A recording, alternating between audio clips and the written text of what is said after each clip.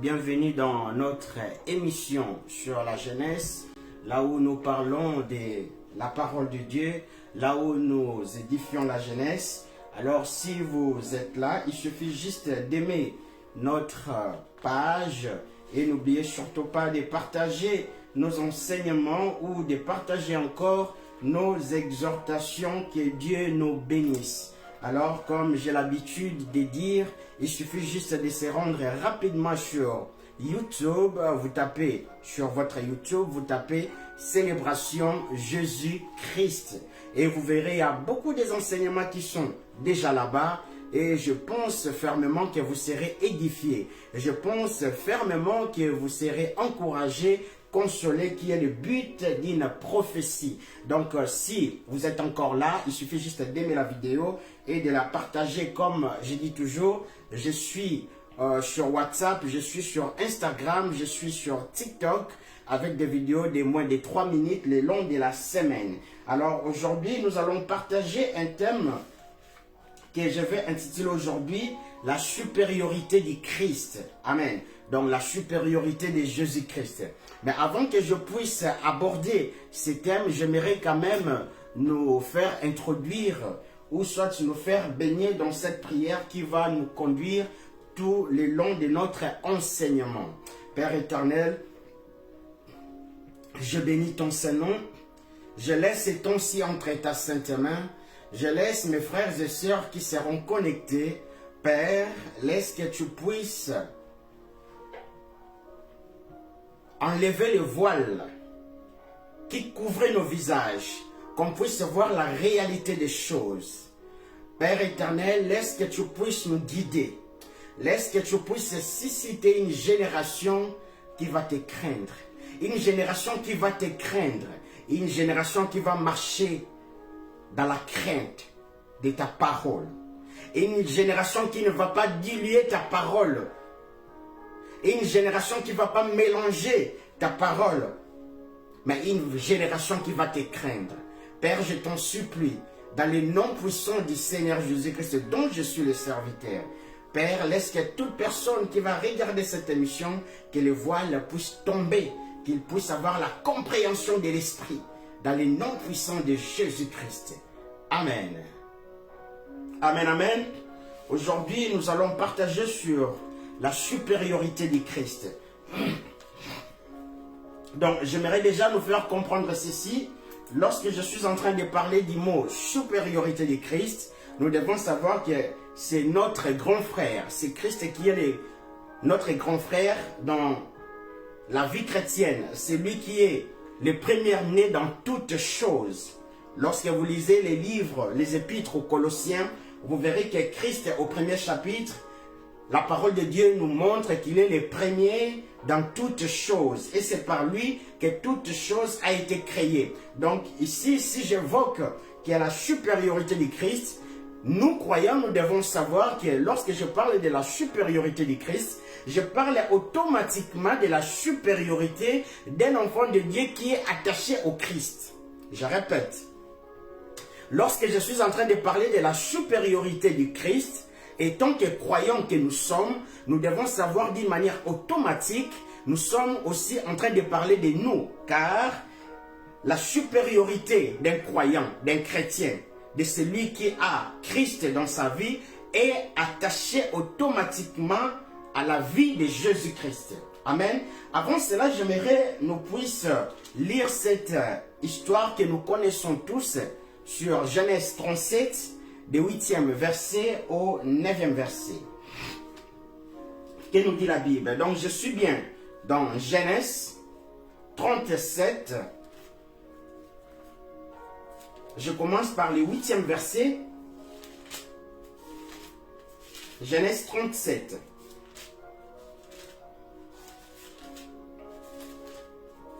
Genèse 37, je commence par le 8e verset. Alors, c'est une histoire que nous connaissons tous. C'est une histoire que nous maîtrisons souvent d'une manière historique. C'est l'histoire de Joseph.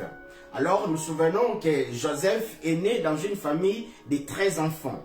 Donc, il y a eu les 12 tribus d'Israël par Jacob ou par Israël, mais nous devons savoir aussi les 13e enfants qui étaient Dina, qui étaient filles et qui étaient exclus parce on doit savoir qu'il y avait beaucoup de choses. Non seulement elle a été violée, mais dans ces temps-là, les femmes, on ne prenait pas souvent trop la place pour la femme dans les temps anciens. Donc en réalité, Jacob n'avait pas 12 enfants. Jacob avait 13 enfants avec notre sœur Dina, qui est aussi la préfiguration du Christ. Alors j'aimerais nous dire une chose dans ces chapitres, Genèse 37, 8 à 9. La Bible dit, ses frères lui dirent, prétendrais-tu de devenir notre roi et nous gouverner? Et ils détestèrent de plus belle à cause de ses songes et de ses propos. Ici, ce sont des frères de Joseph. Après avoir, Joseph a eu un songe. Lorsque Joseph a raconté les songes à ses frères, ses grands frères, et on voit au 8e verset comment les frères de Joseph ont détesté Joseph. Alors, on va l'entamer avec le 9e verset, toujours du 37e chapitre du livre de Genèse. La Bible dit, il y eut encore un autre rêve qu'il raconta également à ses frères. Maintenant, nous devons savoir le second songe de Joseph. Voici leur dit-il, j'ai fait encore un rêve. J'ai vu le soleil, la lune et les 11 étoiles se prosterner devant moi. Je m'arrête là. Ici, aujourd'hui, on est en train de parler de la supériorité du Christ. Nous devons savoir sur ces personnages qu'on appelle Joseph. Joseph aussi, c'est la préfiguration du Christ. Ici, dans son songe, Joseph est en train de voir l'étoile. Il est en train de voir les étoiles qui représentent tout simplement ses frères. Il est en train de voir sa mère qui est représentée par la lune. Il est en train aussi de voir rapidement son père qui est représenté par le soleil. Mais j'aimerais encore continuer au 10e verset, toujours du 37e chapitre des livres de Genèse. Quand il raconta ses rêves à son père. Maintenant, au lieu de terminer là, Joseph allait encore raconter son rêve à son père. N'oublions pas que Jacob ou Israël aimait beaucoup Joseph. Et lorsque Joseph arrivait devant son père, il raconta ses rêves à son père et à ses frères. Son père les réprimanda et lui dit, qu'as-tu rêvé là? Tu t'imagines que moi, ta mère et tes frères, nous allons nous prosterner en terre devant toi? Ses frères étaient jaloux de lui, mais son père garda la chose en mémoire. Ici, j'aimerais d'abord nous révéler une chose grave et terrible. Pourquoi le soleil devait s'agenouiller devant Joseph? Pourquoi la lune devait se genouiller devant Joseph? Et pourquoi les étoiles? Nous devons comprendre qu'ici, on donne l'image de Jacob. Jacob, lui qui avait les dépôts, lui qui avait la promesse, mais ici, on lui donne une indicative, ou soit on lui met dans une catégorie, on lui représente comme un soleil. Et on montre la lune aussi, sa mère. Et on représente d'autres frères comme des étoiles. Et tous ces astres se prosternent devant Joseph. Mais je me pose la question. Maintenant, dans ces cas-là, Joseph a été représenté par quoi? Son père a été représenté par le soleil. Sa mère a été représentée par la lune. Ses frères ont été représentés par les étoiles. Mais Joseph a été représenté par quoi? Et par là, on comprend que l'esprit qui habitait en Joseph était supérieur. Et c'est aujourd'hui, hélas, malheureusement, lorsque vous voyez dans nos églises souvent, les gens n'ont pas les yeux pour voir.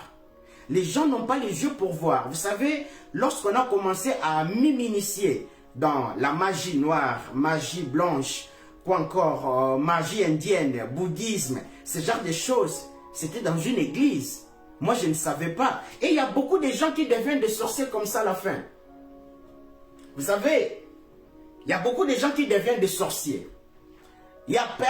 Parfois, on te consacre, toi-même tu ne le sais pas. Si Dieu t'ouvre pas les yeux, mon frère, c'est le jour de la consécration. Après la consécration, c'est là où tu vas te rendre compte que tu es déjà devenu sorcier. Et il y en a beaucoup comme ça. Je dis ceci. Pas dans toutes les églises. Il y a les églises qui adorent Dieu. Mais souvent, regardez les logos qui sont dans des églises. Il suffit juste de les comprendre. Il y a certains logos qui sont attachés à la lune. Il y a certains logos qui s'attachent au soleil. Nous devons savoir qu'en Égypte, on adorait le Dieu soleil. Et Jésus-Christ que nous servons, Dieu créateur qui a pris la forme en chair, en Jésus-Christ, ce n'est pas Dieu soleil. Je répète, c'est ça. Je dois le répéter. Je dis ceci. Le Dieu que nous servons, qui a pris la chair en Jésus-Christ, n'est pas un Dieu soleil. Et malheur encore à certains chrétiens qui pensent encore que le 25 décembre, c'est la fête de notre Créateur, Jésus-Christ. Non. C'est la fête de Dieu soleil. Que beaucoup des enfants de Dieu adorent sans le savoir. Il suffit juste de voir dans beaucoup des églises, vous verrez voir même les logos. Cela s'attache plus à la lune. Donc cela veut dire, il parle de Jésus-Christ, mais le nom qui se cache, ou soit l'entité, ou le petit Dieu minuscule qui se cache derrière le nom de Jésus-Christ, ils utilisent la puissance de la lune. Et il y en a d'autres qui parlent aussi du soleil. Parce que si on doit le dire convenablement, si on doit le dire comme il faut, si on doit le dire comme il faut, le dimanche n'est pas le sabbat. Le sabbat, c'est le samedi. Et lorsqu'on est en train de voir le dimanche, ça veut dire toujours les jours du Dieu soleil. Que beaucoup de gens pensent à aller partir adorer Dieu. Au moment qu'ils partent adorer le Dieu soleil, ce sont des gens qui viendront les derniers jours réclamer, mais Christ, j'ai été chaque jour à l'église, j'ai donné ceci, cela, mais Christ ne te dira, je t'ai jamais connu. Donc cela veut dire, là où tu as commencé ton histoire là, de la repentance, de la conversion, Jésus-Christ n'y était pas. La question nous est posée aujourd'hui. Le père de Joseph a été incarné par le soleil. Et la mère de Joseph a été incarnée par la lune. Ses frères ont été incarnés par les étoiles.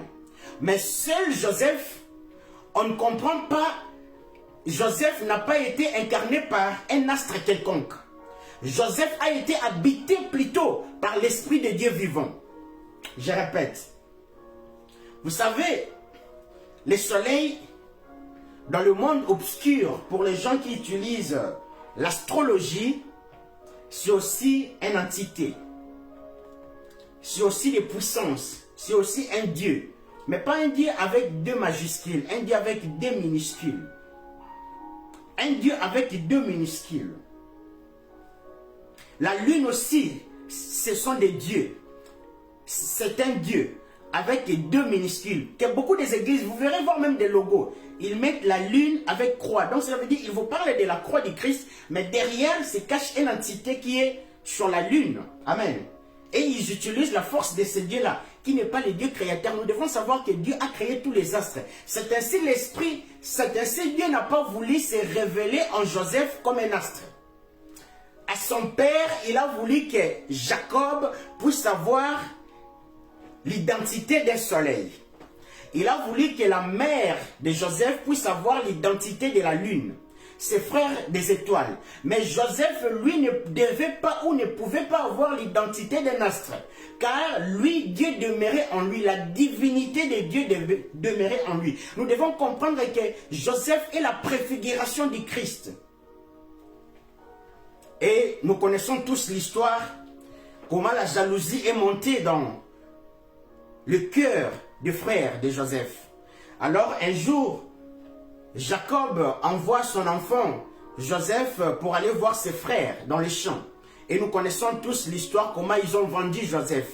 Cela veut dire tout simplement, ici, Jacob représente maintenant Dieu qui envoie son fils unique qui est Joseph, qui est Christ. Et lorsque Christ vient pour voir ses frères dans les champs, selon l'histoire. Donc c'est la même manière aussi Dieu envoie Jésus-Christ voir leurs frères, les Juifs. Mais arrivé là, c'est le frère, c'est les Juifs qui ont vendu Christ. Amen. Donc c'est ses propres frères qui l'ont vendu où? En Égypte. C'est ainsi aujourd'hui cette parole ne doit plus rester seulement en Israël, là où nous disons peut-être d'une manière géographique, non. Cette parole doit aller plus loin. Cette parole doit être prêchée dans des nations. C'est ainsi aussi Joseph a quitté là où il était avec sa famille pour aller en Égypte. Amen. Mais on a vu tout de suite la puissance qui accompagnait Joseph. Je continue dans Genèse 41.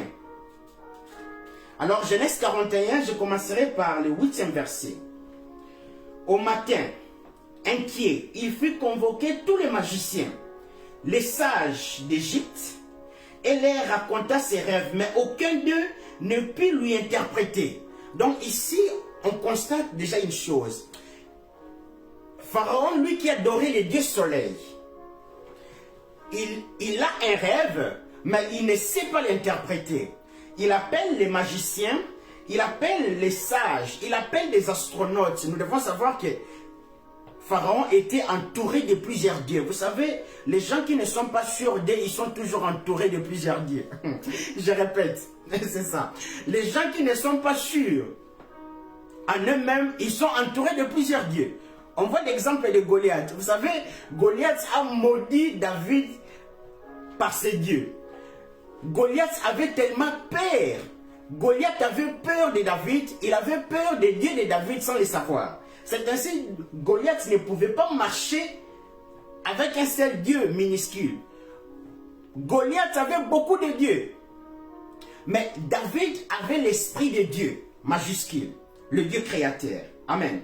Alors nous comprenons que lorsque Pharaon a eu ses songes, puisque l'inspiration ou la source des songes ne venait pas du Dieu soleil, puisque la source des songes ne venait pas d'un astre quelconque ou du Dieu de l'astrologie ou de quelque chose, mais puisque la source du songe provenait que du Dieu créateur, il a fallu que la personne qui va interpréter les songes ait aussi la même source. Donc on remarque que Joseph sort maintenant du prison. J'aimerais quand même la lire. Donc si nous sommes à la maison, on peut juste la lire. Genèse 41, à partir du 8e, nous les lisons jusqu'à 39. Ben, moi maintenant je vais sauter, je vais commencer directement au 36e verset. La Bible dit, ces provisions serviront de réserve. Ici, Joseph, après avoir interprété les songes, il est maintenant en train d'expliquer les visions ou la vision, il est en train d'expliquer la manière dont ils doivent procéder. Amen. Ici, Joseph dit, ces provisions serviront de réserve pour le pays, en prévision de 7 années de famine qui s'abattront sur l'Égypte. Ainsi, les habitants du pays ne mourront pas de faim. Joseph à la tête de l'Égypte. Cette proposition plut au Pharaon et à tous ses hauts fonctionnaires. Alors le Pharaon lui dit, trouverions-nous un homme aussi compétent que celui-ci en qui habite l'Esprit de Dieu? Le Pharaon dit à Joseph, puisse Dieu t'a fait connaître toutes ces choses, il n'y a personne qui soit aussi avisé et aussi sage que toi. Ici nous comprenons, j'avais dit que Joseph est l'image de Christ.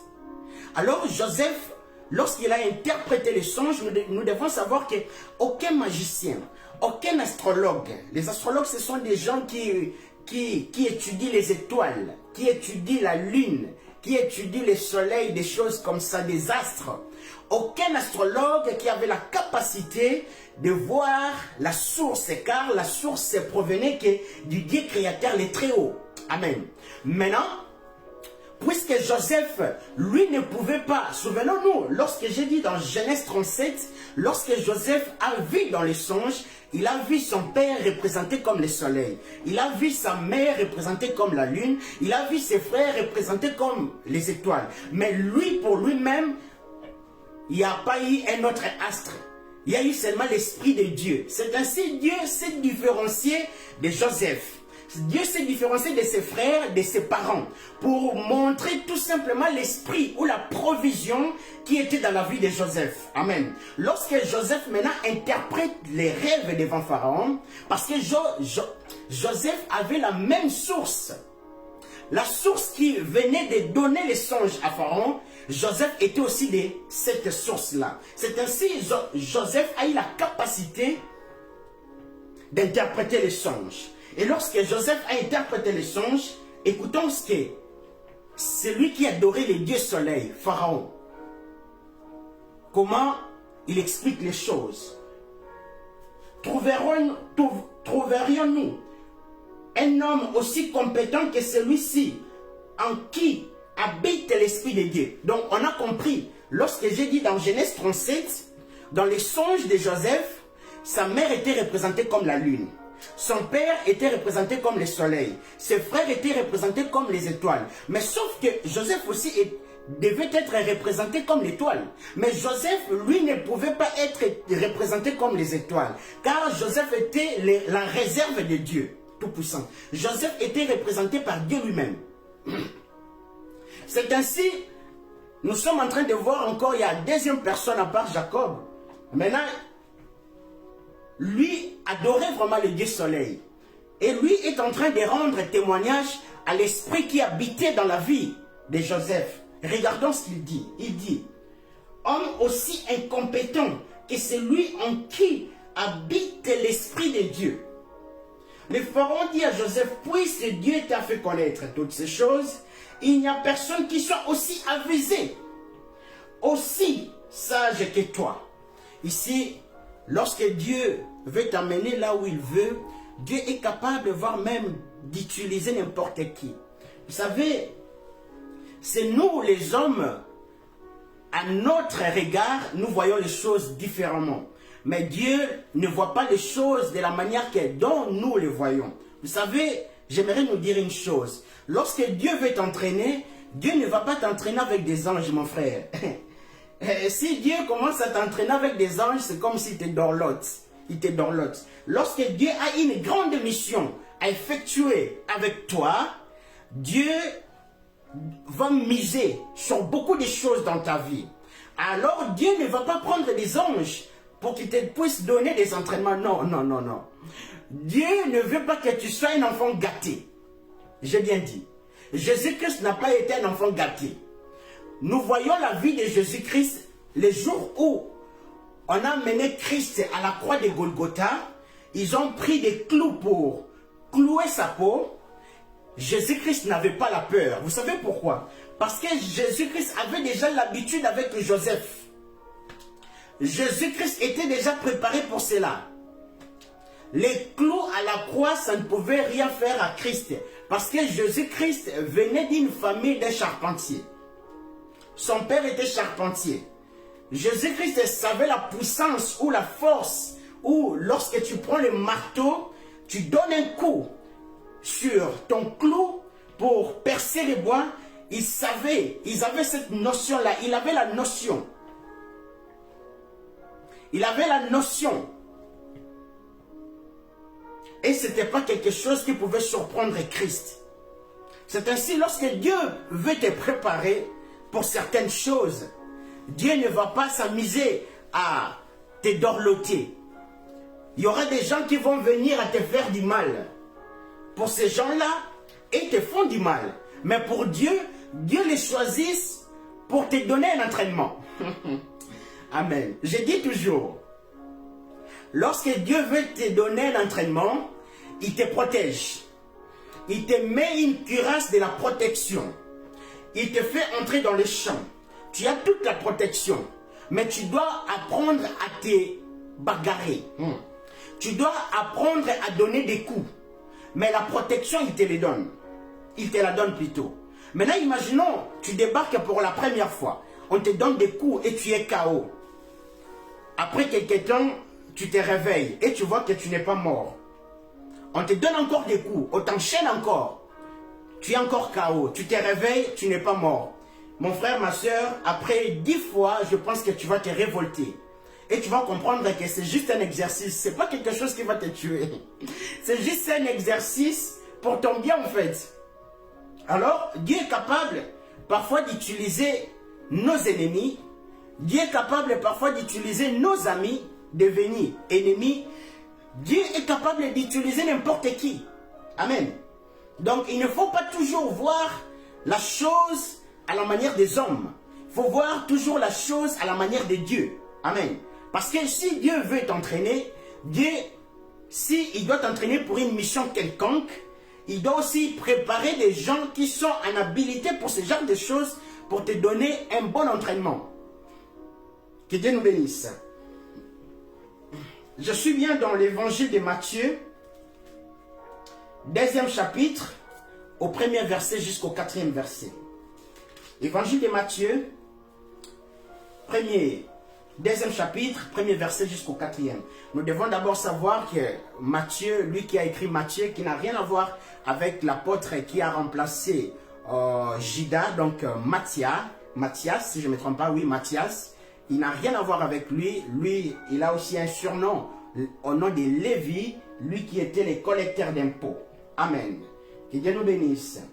Je suis bien dans Matthieu 2, 1 à 4. La Bible dit: Jésus était né à Bethléem, en Judée, sous le règne du roi Hérode. Or, des mages venant de l'Orient arrivèrent à Jérusalem. Ils demandaient: où est le roi des Juifs qui vient de naître? Nous avons vu s'élever son étoile et nous sommes venus lui rendre hommage. Dans d'autres versions, on dit, je pense dans Louis II, on dit 21, on dit on vient lui adorer. Quand le roi Hérode apprit la nouvelle, il en fut profondément troublé, et toute Jérusalem avec lui. Il convoqua tous les chefs des prêtres et les spécialistes de la loi, que comptait son peuple, et il leur demandant où devait naître les Messies. Nous devons savoir une chose, ici c'est juste un bébé qui a peut-être des mois, qui vient de se naître. Mais on voit quelqu'un qui est déjà investi, quelqu'un qui est roi, Hérode, quelqu'un qui a une armée. Comment il est troublé? Parce qu'il entend tout justement, par ses oreilles, il y a un roi des Juifs qui vient de se naître. J'aimerais nous dire une chose. La chose qui a fait que Hérode puisse, ou la chose qui a fait que les mages puissent voir l'étoile de Christ, nous devons d'abord savoir le mage c'est quoi au fait. Le mage c'est les prêtres, ce sont aussi les astrologues. Donc c'est tout à fait normal que les mages puissent voir l'étoile qui vient de naître, parce que les mages ce sont aussi des astrologues, ce sont des gens qui étudient sur les astres, sur les étoiles, sur la lune, sur les comètes, sur les soleils, mais d'une manière occulte aussi, nous devons le savoir. Donc je disais ceci, le mage ou les prêtres, les astrologues dans la Babylone antique, personnes qui pratiquent les sciences occultes, donc la magie. Amen. Donc, ce sont des gens qui ont vu l'étoile du Christ. Donc, ici, ne sois pas étonné lorsqu'un faux prophète te donne ton numéro de téléphone. Seigneur Jésus-Christ. Vous savez, le Saint-Esprit n'est pas là pour commencer à intimider les gens. Non, non, non, non, mon frère, ma soeur. Comme je suis là, je suis ton frère, tu es ma soeur. Si je dois te donner un message de la part de Dieu, je l'ai dit. Je ne dois pas avoir l'habitude d'intimider mon frère. Non, non, non, tu es mon frère. On n'a qu'un seul grand frère qui est Christ. Nous tous, nous sommes égaux. Amen. Maintenant, si je commence à t'intimider, non, ça, c'est pas le Saint-Esprit. Amen. Donc, on comprend que les mages ont vu l'étoile de Christ. Cela veut dire quoi? Cela veut dire que dans le monde obscur, lorsque quelqu'un vient de naître dans le monde obscur, on voit son étoile. Et l'étoile de la personne définit réellement ce que la personne doit exécuter. Donc, au fait, vous voyez, l'étoile de la personne peut déjà montrer la peine. Je dis ceci. C'est ainsi, ça ne sert à rien d'aller faire des choses et de ne pas le maîtriser. Mon frère, ma soeur, tu dois savoir d'abord Dieu t'a appelé à faire quoi. La nature ne nous enseigne-t-elle pas? Il y a des joueurs qui jouent qu'au niveau national. Il y a des joueurs qui jouent qu'au niveau des clubs. Il y a des joueurs qui jouent que dans des riz. Et il y a des joueurs qui jouent dans des niveaux internationaux. Maintenant, comme nous sommes là, tout le monde n'est pas fait pour être un roi. Tout le monde n'est pas fait pour être un président. C'est ainsi, si tu ne te connais pas toi-même, tu risques de te mettre dans la classe des rois et ça peut te créer des problèmes. Car il y aura des combats. Il y a certains combats qui sont liés à la royauté. Il y a certains combats qui sont liés à la présidentielle. Et il y a certains combats qui nous sont communs, qui nous sont en commun plutôt. Maintenant, lorsque toi, tu ne te connais pas, tu veux faire des choses comme l'autre, tu vas te mettre dans une situation où tu ne sais plus quoi faire. Amen. Ici, la Bible dit, les mages ont vu. Les mages ont dit quoi? Or, des mages venant de l'Orient arrivèrent à Jésus. Ils demandaient, où est le roi des Juifs? Où est le roi des Juifs? Le petit qui est encore bébé, Jésus-Christ qui est encore bébé, on l'appelle déjà roi. Donc on comprend que l'étoile de Jésus-Christ avait l'étoile de la royauté. Et tu dois savoir, étant qu'un enfant de Dieu, nous tous, nous n'avons pas les étoiles pareilles. Et il ne faut pas te classifier dans une classe qui va te créer des problèmes. Et c'est les problèmes d'aujourd'hui. Tout le monde veut être un serviteur international. Non, non, non, mon frère, ma soeur. Dans un pays, il n'y a qu'un seul président. Il y a plusieurs députés. Il y a plusieurs gouverneurs, si je ne me trompe pas. Il y a plusieurs ministres. Mais il y a un seul ministre qui est au-dessus peut-être de tous les ministres. Il y a des députés, mais il n'y a qu'un seul président. Donc nous devons savoir que nos étoiles aussi dépendent de ça. Ici, le mage, notre thème était sur la supériorité du Christ. J'avais dit que Joseph est la préfiguration du Christ. C'est pourquoi, dans les songes, Joseph a vu son père représenté comme le soleil, que beaucoup des églises adorent aujourd'hui sans le savoir. A vu sa mère représentée comme la lune, que beaucoup des églises aussi continuent toujours ici, pendant que je parle, adorer sans le savoir. Vous verrez la lune avec la croix. Il vous prêche la croix, mais derrière, l'entité qui se cache, c'est la lune. Ce n'est pas Christ. Et vous vous retrouverez parmi les gens que Christ est en train de dire, ces jours-là, ils viendront. Et je leur dirai, éloignez-vous de moi, vous qui commettez l'iniquité. Car la puissance qui se cache derrière la croix, ce n'est pas lui-même Christ, mais la puissance qui se cache derrière la croix, c'est l'entité-là de la lune. Amen. C'est ainsi, les frères de Joseph ont été représentés par des étoiles. Mais Joseph, lui, ne pouvait pas être représenté par un astre, parce que lui a été représenté par la puissance de Dieu. Lui a été représenté par la divinité de Dieu, la préfiguration du Christ. Amen. Maintenant, ici, on dit le mage. Ce sont des astrologues. Ce sont des gens qui sont plongés dans les sciences occultes. Mais ils viennent faire quoi? Ils viennent rendre hommage à Christ. Ils viennent, dans d'autres versions, dit, ils viennent pour adorer Christ. Amen. C'est juste une préfiguration qui nous parle de la supériorité de Christ. Vous savez, les astrologues, ce sont des gens qui maîtrisent sur les cosmos, sur l'univers. Amen. Sur tout ce qui est Big Bang, sur tout ce qui est, je ne sais pas quoi encore, des plaques tectoniques, sur tout ce qui est l'échelle des Planck, sur comment l'univers s'est créé. Là, ce sont des astrologues. Mais ils ont compris qu'il y avait une étoile qui était au-dessus de nous. Et les gens comme ça, les gens qui sont plongés dans l'occultisme, ils ont compris la supériorité qui habitait en Christ. C'est ainsi on représente le soleil, la lune et les étoiles s'agenouillent devant Joseph qui est juste l'image de Christ. Et aujourd'hui, ma question, mon frère, ma soeur, tu sais là où tu pries? As-tu déjà vu les logos de là où tu pries? Mon frère, ma soeur, il y a beaucoup de gens qui vont se retrouver en enfer à cause des sentiments. Beaucoup de gens vont se retrouver en enfer à cause des sentiments. Lorsque tu vois dans ton église, il y a la lune et les croix, et la croix, on te parle de la croix du Christ, mais la chose, la lune là, dans les logos de ton église, la lune qui se cache là, c'est l'entité qui coordonne en fait les croix. Donc c'est l'entité qui vous gouverne sous le message de la croix.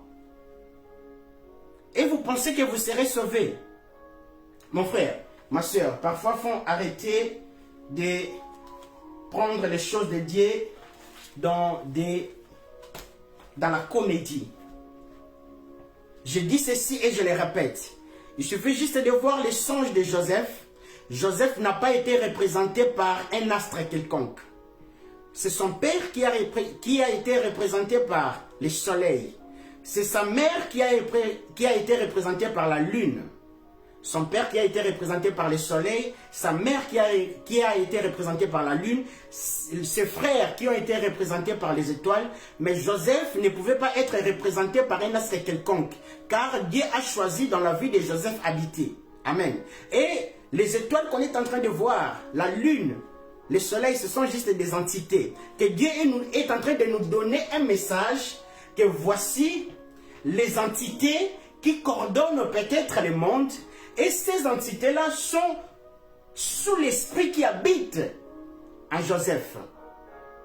Aujourd'hui, malheureusement, il y a beaucoup des enfants de Dieu qui adorent le Dieu soleil. Il y a beaucoup des enfants de Dieu qui adorent le Dieu soleil. Vous savez, lorsque les pharisiens voyaient Jésus-Christ faire des miracles, opérer des miracles les jours de sabbat, les pharisiens étaient choqués. Pour eux, c'était l'abomination.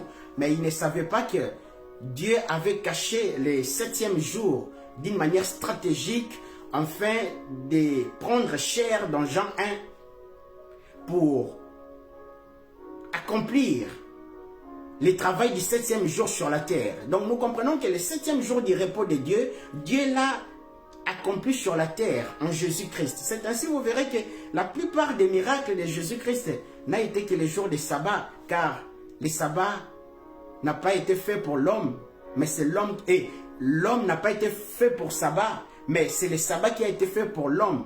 Et en plus, le Fils de l'homme est le maître du sabbat. Les gens n'avaient pas cette révélation. Les gens ne comprenaient pas que le sabbat lui-même était descendu pour accomplir le travail du sabbat du 7e jour, que les Juifs pensaient toujours que c'était du repos. Et lorsque vous voyez aujourd'hui le sabbat, pour d'autres c'est le dimanche. Or, en réalité, le sabbat c'est samedi. Mais je ne suis pas en train de dire qu'il faut aller adorer Dieu samedi. Non, non, non. Aujourd'hui, nous adorons Dieu à tout moment. Donc si pour toi, tu es dans la catégorie des gens qui adorent le Dieu soleil, que dimanche, Sunday, il y a un problème, mon frère. Nous adorons Dieu en esprit et en vérité, pas sur une montagne, pas sur un endroit géographique, mais nous sommes des adorateurs. J'aime des gens qui disent, moi je suis chanteur dans une église, je chante, j'ai ma guitare. Non, non, non, non, mon frère, c'est pas ça. Dieu veut que tu sois, en fait, j'aime lorsqu'on dit cette phrase que je suis l'instrument de Dieu, mais il me semble qu'on ne comprend pas lorsqu'on dit je suis l'instrument de Dieu. Mes frères et sœurs, lorsque tu te dis que tu es l'instrument de Dieu, en fait, tu vois la guitare que tu joues là, dans ton église, Dieu veut que tu sois maintenant la guitare.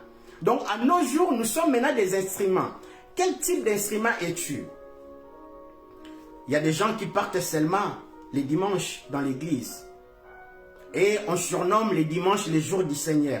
Mais quelle aberration, mon frère. Le dimanche n'est pas le jour du Seigneur. Il faut vérifier, le dimanche n'est pas le jour du Seigneur. Si on rentre, c'est parce que le calendrier romain a été modifié. En principe, le sabbat, c'est samedi. Mais je ne suis pas dans ce contexte-là parce que nous, on n'a pas besoin d'aller adorer Dieu samedi, non. Dieu, on l'adore en esprit, en vérité, chaque jour, même pendant que je suis en sommeil. Amen. Donc, aujourd'hui, ouvrez vos yeux. Es-tu de la catégorie de la mère de Joseph, qui est représentée par la lune, que beaucoup des églises adorent? Ils mettent la croix avec la lune. Es-tu de la catégorie de Jacob, le Dieu soleil, que beaucoup de gens partent adorer chaque dimanche? Es-tu de la catégorie des étoiles, des frères de Joseph, qui ont adoré? Les astrologues, qui prennent aujourd'hui des Bibles et deviennent des prophètes? Ou es-tu de la catégorie de Joseph, qui ne peut pas être représenté par un astre quelconque, mais qui doit être habité par l'Esprit de Dieu? Que Dieu nous bénisse. C'était votre frère humble Shirley Loutete de Souza. À nous revoir demain à 17h30 si Jésus-Christ ne revient pas. Père, je bénis ton Saint-Nom. Je rends ton Saint-Nom gloire. Laisse que ce message puisse édifier les gens. Les gens puissent voir ta gloire. Les gens puissent te suivre. Les gens puissent te connaître, Père éternel. Révèle-toi en eux dans les noms puissants de Jésus-Christ. Et toutes tes puissances, Père éternel, qui pouvaient s'opposer, Père éternel, je l'anéantis dans les noms puissants de Jésus-Christ. Béni soit ton Saint-Nom. Que les malades puissent recevoir la guérison maintenant. Dans les noms puissants de Jésus-Christ qui revient bientôt. Amen. Amen, amen. Que Dieu nous bénisse. Nous sommes sur TikTok, WhatsApp, Instagram avec des vidéos de moins de 3 minutes qui ne dépassent pas le long de la semaine. Nous sommes sur YouTube. Il y a beaucoup d'enseignements sur notre page Célébration Jésus-Christ. Il suffit juste de se rendre et vous regardez l'intégralité des messages. Vous serez édifiés. Et n'oubliez surtout pas de les partager. Et comme également nous sommes aussi sur Facebook. Nous sommes lundi, mercredi, vendredi à 17h30, samedi, nous sommes à 18h15 et dimanche aussi à 18h15. Que Dieu nous bénisse. Si Jésus-Christ ne revient pas, à nous revoir demain après le travail. Que Dieu nous bénisse.